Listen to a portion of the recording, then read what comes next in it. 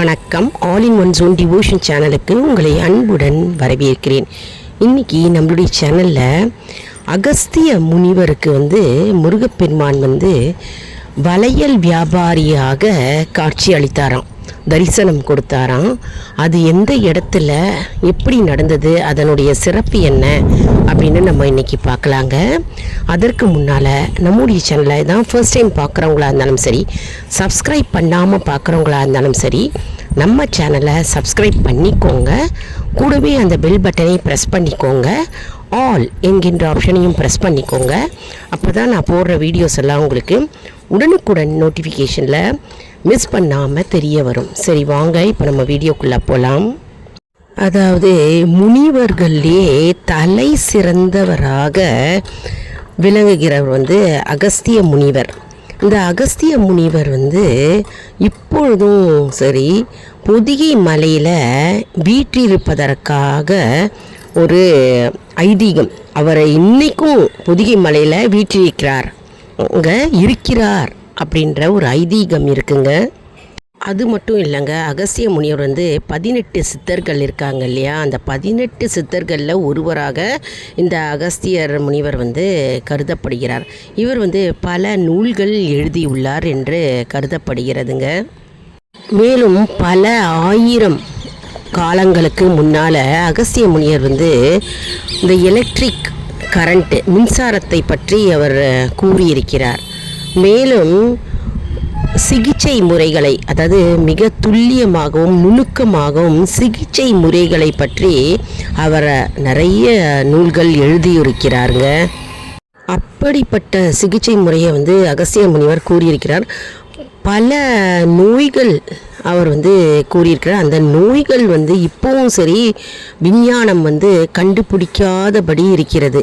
அப்பேற்பட்ட நோய்கள் வியாதிகள் பல ஆயிரக்கணக்கான வருடங்களுக்கு முன்னால் பல நோய்கள் இருந்திருக்கிறது. அதற்கு ஏற்ற சிகிச்சை முறை அகஸ்திய முனிவர் நுட்பமாகவும் நுண்ணியமாகவும் மற்றும் நுணுக்கமாகவும் அவர் கூறியிருக்கிறார். அப்பேற்பட்ட சிறப்பு வாய்ந்த அகஸ்திய முனிவர் வைத்தியராகவும் சித்தராகவும் கருதப்படுகிறார். அதாவது பல நோய்கள் இருந்திருக்கிறதுங்க அந்த காலத்தில். அந்த நோய்களுக்கு ஏற்ற சிகிச்சை முறைகளை அகஸ்திய முனிவர் கூறியிருக்கிறார்.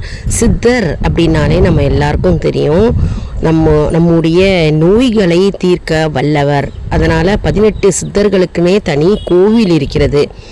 நம்ம சென்னையிலேயே மாடம்பாக்கம் என்கின்ற ஊரில் 18 சித்தர்களுக்கு தனியாக கோவில் இருக்கிறதுங்க, அற்புதமான கோவில். அதனால் இந்த சித்தர்களில் 18 சித்தர்களில் ஒருவராக அகஸ்திய முனிவர் கருதப்படுகிறார். மிகவும் சிறப்பு வாய்ந்த முனிவராவார். மற்றும் இவர் வைத்தியராகவும் மற்றும் சித்தராகவும் கருதப்படுகிறார். அதாவது கைலாய மலையிலிருந்து அகஸ்திய முனிவர் புறப்பட்டு தென் திசை நோக்கி அவர் வந்து கொண்டிருந்தாராம். அப்படி அவர் கொண்டிருக்கும்போது அவர் உலகத்தையே சமநிலைப்படுத்த வேண்டும் அப்படின்னு அவர் கைலாய மலையிலிருந்து புறப்பட்டு தென் திசை நோக்கி கொண்டிருந்தாராம். அப்பொழுது பல சிவன் கோயில்கள் இருந்ததாம், நிறைய சிவன் கோயில்கள் இருந்ததாம். அந்த சிவன் கோயிலில் கைலாயத்தில் சிவபெருமானுடைய திருமண காட்சியை பார்க்க முடியாத அளவிற்கு இங்கே நிறைய சிவன் கோயிலில் திருமண காட்சி அழகாகவும் பிரம்மாண்டமாகவும் சிவபெருமான் காட்சி அளித்ததை அகஸ்திய முனிவர் நிறைய கோவில்களில் அவர் தரிசனம் செய்தாராம். அகஸ்திய முனிவர் பொதிகை மலைக்கு சென்று கொண்டிருந்தாராம். பொதிகை மலைக்கு போகும்போது அங்கே பெரம்பலூர் என்ற ஊர் இருந்ததாம். அந்த ஊரில் செட்டிக்குளம் என்ற ஒரு பகுதி இருந்ததாம். அந்த பகுதியில் மலை மீது முருகப்பெருமான் இருந்தாராம். அகஸ்திய முனிவர் இந்த முருகனை தரிசிக்க வேண்டும் அப்படின்னு எண்ணினாராம். மனதார நம்ம முருகப்பெருமானை தரிசனம் செய்யணும், மலை மீது அமர்ந்து இருக்கிறார் அப்படின்னு மனதில் நினைத்தாராம். அப்போது அகஸ்திய முனிவருக்கு முருகப்பெருமான் என்ன செய்தாராம், வளையல் விற்கும் செட்டியாராக காட்சி அளித்தாராம். அதனால் அந்த ஊருக்கு செட்டிக்குளம் அப்படின்னு பெயர் வந்தது என்று ஒரு புராணங்கள் கூறுகிறது. அதாவது மனதில் எண்ணினாலே பாருங்கள், முருகப்பெருமான் வளையல் விற்கும் ஒரு செட்டியாராக முருகப்பெருமான் அந்த அகஸ்தியருக்கு காட்சி அளித்து இருக்கிறார். அப்போனா எவ்வளவு பக்தி இருக்க வேண்டும் பாருங்க. அதனால் பக்தி தாங்க எப்போவுமே சிறந்து விளங்கும். சரி, வாங்க நம்ம தொடர்ந்து கதையை பார்க்கலாம். பழனி மலை போன்றே இந்த மலை இருந்ததாம். அதனால் இந்த மலைக்கு வடபழனி அப்படின்னும் பெயர் இருந்ததாம். இப்போ இதன் சிறப்பை பற்றி பார்க்கலாம். அதாவது பழனி மலையில் முருகப்பெருமான் தண்டாயுத பாணியாக தலை மொட்டை தலையாக காட்சி அளிப்பார். ஆனால் இந்த மலையில் முருகப்பெருமான் தண்டாயுத பாணியாக இருக்கிறார். ஆனால் தலையில் முடியுடன் காணப்படுகிறார் என்று வரலாறு கூறுகிறது. மேலும் கையில் 11 கணுக்களுடைய செங்கரும்பு ஏந்தியவாறு முருகப்பெருமான் காட்சி அளிக்கிறாராம் இந்த மலையிலங்க. இத்தகைய சிறப்பு வாய்ந்த கோலம் இந்த தரிசனம் வேறு எந்த கோவிலையும் காண முடியாது. இது அற்புதமான காட்சி. இந்த கோவிலில் மட்டும்தான் நம்ம காண முடியும். இந்த கோயிலோட சிறப்பு என்ன அப்படின்னா, மாசி மாதத்தில் 3, 4, 5 தேதிகளில் சூரியன் மறையும் பார்த்திங்களா. அந்த மறையும் போது அந்த நேரத்தில் சூரிய பகவானுடைய செங்கதிர் இருக்கு இல்லையா, அந்த செங்கதிர் முருகப்பெருமானுடைய பாதத்தில் வீசுமா. அந்த ஒளி முருகப்பெருமானுடைய பாதத்தில் விழும். இது அந்த 3, 4, 5 தேதியில் தாங்க, பர்டிகுலர் டேட்டில் தான் மாசி மாதத்தில் விழுகிறது. எவ்வளவு அற்புதம் சிறப்பு வாய்ந்த கோவில் பாருங்கள். மேலும் இந்த கோவிலில் முருகப்பெருமான் மீது சூரியனுடைய ஒளிக்கதிர்கள், அதாவது சூரியன் மறையும் போது சூரியனுடைய ஒளிக்கதிர்கள் முருகப்பெருமானுடைய பாதத்தில் விழுகிறது இல்லையா. அந்த பாதத்தில் விழும்போது மெல்ல மெல்ல சூரியன் மறைகிறது. மறையும் போது வானத்திலிருந்து அந்த சூரிய ஒளிக்கதிர்கள் முருகப்பெருமானுடைய பாதத்திலிருந்து முகம் வரை மெல்ல மெல்ல அந்த கதிர்கள் ஒளி வீசுகிறது. இது பார்க்கும்போது முருகப்பெருமானே அழகுக்கு அழகூட்டும் முருகப்பெருமான் அழகாக இந்த மலை மீது காட்சி அளிக்கிறார். அப்படியே கற்பனை பண்ணி பாருங்களேன். சூரியனுடைய ஒளிக்கதிர்கள் மறையும் போது முருகப்பெருமானுடைய பாதத்தில் வீசுகிறதுங்க. மறையும் போது செங்கதிராக அந்த ஒளி, சூரிய பகவானுடைய ஒளிக்கதிர்கள், அந்த ஒளிக்கதிர்கள் மெல்ல மெல்ல பாதத்திலிருந்து முருகப்பெருமானுடைய உடல் முழுவதும் மற்றும் முகம் வரைக்கும் அந்த ஒளிக்கதிர்கள் வீசுகிறது. அப்படி அற்புதமான சக்தி வாய்ந்த முருகப்பெருமானை நாம் அனைவரும் காண வேண்டும்ங்க. அழகு, அப்படியே அழகாக முருகப்பெருமான் ஜொலிக்கிறார். அந்த அற்புதமான காட்சியை நம்ம எல்லாரும் எப்போதெல்லாம் நேரம் இருக்கும்போது இந்த கோவிலுக்கு போய் நம்ம முருகப்பெருமானை தரிசனம் செய்ய வேண்டும். குடும்பத்துடன் கோவிலுக்கு போய் தரிசனம் செய்ய வேண்டும். ஒவ்வொரு கோவிலுக்கும் ஒரு சிறப்பு இருக்குங்க. நம்ம சேனலில் நிறைய கோவில்களை பற்றியும் போட்டிருக்கோம். நிறைய பூஜையை பற்றி நாம் போட்டுக்கிட்டே வரோம். மந்திர ஜபங்கள் போட்டுக்கிட்டே வரோம். மற்றும் பாடல்கள், பகவான் மீது உள்ள பாடல்கள் நிறைய போட்டுக்கிட்டே வரோங்க. அவசியம் நம்மளுடைய சேனலை யாரெல்லாம் பார்க்குறீங்களோ சப்ஸ்கிரைப் பண்ணிவிட்டு பாருங்கள். உங்களுக்கு நிறைய பயனுள்ள நிறைய வீடியோஸ்கள் உங்களுக்கு அப்போ தான் நோட்டிஃபிகேஷனில் தெரிய வருங்க. நிறைய பாடல்கள் இருக்குது.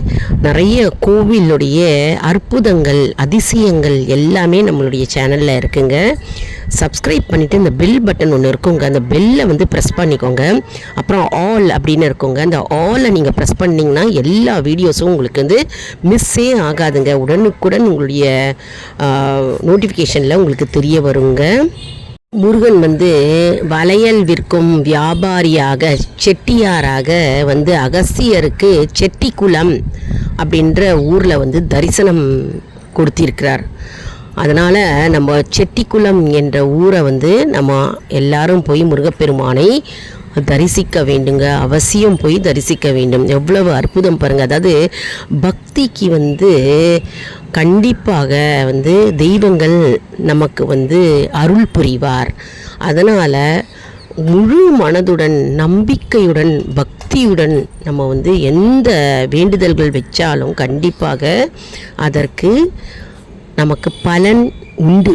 அதனால தான் நான் எல்லா வீடியோஸ்லேயும் நான் சொல்வேன், பக்தியோடு நீங்கள் மந்திரம் என்ன மந்திரம் சொன்னாலும் சரி பக்தியோடு ஒரு மனதோடு சொல்லுங்கள். அதாவது எந்த டிஸ்டர்பன்ஸும் இல்லாமல் நீங்கள் மந்திரமோ பாடல்களோ நீங்கள் ஸ்லோகம் சொன்னாலும் சரி பூஜை செய்தாலும் சரி நீங்கள் வந்து பூஜை ரூமில் அப்படி இல்லைன்னா உங்களை யாரும் டிஸ்டர்ப் பண்ணாத ஒரு இடத்த சூஸ் பண்ணிக்கோங்க. உங்கள் வீட்டில் ஃபோன் கால் வரதெல்லாம் அவாய்ட் பண்ணிக்கோங்க. குழந்தைகள் டிஸ்டர்ப் பண்ணுறது எந்த டிஸ்டர்பன்ஸும் இல்லாமல் நீங்கள் மன அமைதியோடு ஒரு மனதோடு பகவானையே நினைத்து பூஜை செய்து பக்தி சிரத்தையோடு நீங்கள் எந்த மந்திரம் சொன்னாலும் சரி என்ன பூஜை செய்தாலும் சரி ஸ்லோகங்கள் சொன்னாலும் சரி பாடல்கள் பாடினாலும் சரி கண்டிப்பாக அந்த இடத்துல வந்து அந்த தெய்வம் வந்து அந்த இடத்துல இருக்குங்க, கண்டிப்பாக இருக்கும். அதாவது இது அனுபவபூர்வ உண்மை. நிறைய பக்தர்கள் வந்து அவர்களுடைய எக்ஸ்பீரியன்ஸை வந்து அவர்கள் ஷேர் செஞ்சுருக்காங்கங்க. நிறைய பேருக்கு இது நடந்திருக்கு. அதனால் வந்து நம்முடைய வேண்டுதல் வந்து அப்படியே நிறைவேறும். அதே மாதிரி ஒரே நேரத்தை சூஸ் பண்ணுங்கள். தினசரி பூஜை நிறைய பேர் செய்வீங்க.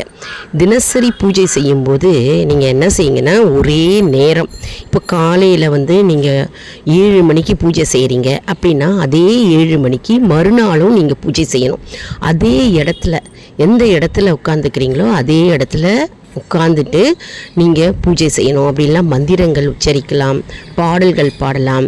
ஏன்னா அந்த இடத்துல வந்து தனிப்பட்ட ஒரு எனர்ஜி வைப்ரேஷன்ஸ் காத்துக்கிட்டு இருக்கும். அந்த எனர்ஜி வைப்ரேஷன்ஸ் வந்து உங்களை வந்து உங்களுடைய பாடல்கள் மற்றும் மந்திர ஜபங்கள் வந்து சொல்வதற்கு வந்து அது ஊக்குவிக்கும். உங்களை வந்து மேலும் மேலும் சொல்வதற்கான வழியை திறக்கும். அதனால் நமக்கு தானாகவே சடச்சடன்னு வரும். அதனால் ஒரு வாரம் புதுசாக பூஜை செய்கிறவங்க புதுசாக மந்திர ஜபம் செய்யணும் அப்படின்னு விருப்பப்படுறவங்க வந்து முதல்ல ஒரு வாரத்தை சூஸ் பண்ணிக்கோங்க. ஒரு வாரத்தை வந்து நீங்கள் கண்டினியூஸாக அதே நேரம் அதே நாள் அதே நேரம் வந்து நீங்கள் அமர்ந்து பூஜை செய்யுங்க. அது அப்படியே 21 நாள் கண்டினியூ பண்ணிக்கோங்க. 21 நாள் நீங்கள் செய்ய செய்ய அது தானாகவே உங்களுக்கு வந்து வாழ்க்கையில் ஒரு அங்கமாகவே அது வந்துடும். உங்களுடைய டிசிப்ளினாக அது ப்ரொசீஜராக உங்களுக்கு தானாகவே வந்துடுங்க. அதனால் நீங்கள் வந்து எப்பொழுதுமே ஒரே நேரம் ஒரே இடத்தை வந்து தேர்ந்தெடுத்து பக்தி சிரத்தையோடு எதை பற்றியும் சிந்தனை பண்ணக்கூடாது. நம்முடைய குழந்தைகள் அல்லது நம்முடைய கணவன் அப்படின்னா மனைவி மற்றும் வந்து உற்றார் உறவினர் எதையுமே சிந்தனை செய்யாமல் எந்த செயலியும் நினைக்காமல் பகவானும் நீங்களும் இப்போ முருகனை பற்றி நீங்கள் ஜபம் பண்ணுறீங்க, ஓம் சரவண பவ அப்படின்னு நீங்கள் அந்த மந்திரம் சொல்கிறீங்க அப்படின்னா ஒரு 108 முறை நீங்கள் உச்சரிக்கிறீங்க அப்படின்னா முருகப்பெருமான் முன்னாடி அமர்ந்து அவரையே நினைக்கணும். முருகப்பெருமானே உங்கள் முன்னாடி வந்துடுவார். அவரையே நினைத்து நீங்கள் வந்து மந்திரத்தை சொல்லி உங்களுடைய வேண்டுதல்கள் என்னவோ பிரார்த்தனை என்னவோ நீங்கள் வச்சிட்டிங்கன்னா கண்டிப்பாக அதற்கு விடை உண்டு. நல்ல பதிலே உங்களுக்கு முருகப்பெருமான் தருவார். அதனால் எல்லாரும் வந்து இந்த டிப்ஸ் அண்ட் ட்ரிக்ஸ் வந்து ஃபாலோ பண்ணிக்கோங்க. இந்த வீடியோவில் வந்து நாம் வந்து அகஸ்திய முனிவருக்கு வந்து முருகப்பெருமான் வந்து வளையல் செட்டியாராக காட்சி அளித்தார் அப்படின்ற தலைப்பு இது. அதை தான் நம்ம இன்றைக்கி பார்த்தோம். மேலும் வந்து இந்த சின்ன சின்ன டிப்ஸ் எல்லாம் உங்களுக்கு பூஜை செய்வது எப்படி அப்படின்றத நான் உங்களுக்கு இந்த வீடியோ மூலமாக நம்ம கற்றுக்கிட்டோம். இதை வந்து மற்றவர்களுக்கும் ஷேர் செய்யுங்க. கண்டிப்பாக இந்த வீடியோ வந்து உங்களுக்கு பலனுள்ளதாக இருக்கும் என்று நான் நம்புகிறேன். இந்த வீடியோவுக்கு ஒரு லைக் கொடுங்க. இதை வந்து மற்றவர்களுக்கும் ஷேர் செய்யுங்கள், அவர்களும் பலனடையட்டும். மேலும் ஆல் இன் ஒன் ஜோன் அன்பர்களுக்கு ஒரு அன்பான வேண்டுகோள். நம்முடைய கம்யூனிட்டி போஸ்ட்டில் கேள்வி பதில் நேரம் வருங்க. இந்த கேள்விகளுக்கு பதில் தாங்க. இதன் மூலம் நம்முடைய ஆன்மீக பயணம் எப்படி இருக்கிறது என்பதை நாம் தெரிந்து கொள்ளலாம் இல்லையா? இது வந்து சப்ஸ்கிரைப் செய்தவர்களுக்கு மட்டுமே தெரிய வரும். அதனால் நம்முடைய சேனலை மறக்காமல் சப்ஸ்கிரைப் செய்து கொள்ளுங்கள். நம்முடைய ஆன்லைன் ஷாப்பிங் வந்துக்கிட்டே இருக்குங்க. ஒவ்வொரு வீடியோலையும் நாங்கள் அப்லோட் பண்ணுறோம். அப்லோடு பண்ணும்போது ஷாப்பிங் ஜோன் வரும்.